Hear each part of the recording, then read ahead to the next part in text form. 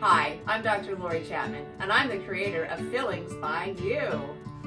There have been amazing advancements in do-it-yourself orthodontics and night guard, so I figured, hey, why not fillings? And that's why I created Fillings by You.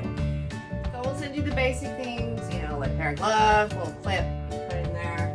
And it sticks, and need a filling. Needle's pretty long, but just kind of get it in the general area where you think your filling is, okay? You take one of these guys and you put it really high up in here like this. All right, now that, this part, everybody's favorite. Just keep drilling until you think you've gotten it all.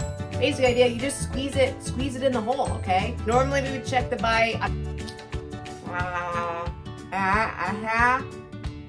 You have just completed a filling by You.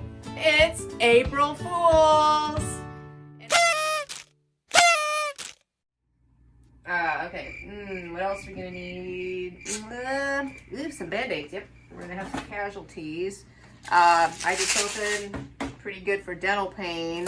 Antibiotics, also pretty important. Oh yeah, and some referrals to some local endodontists. And, last but not least, you probably need a dental license for that.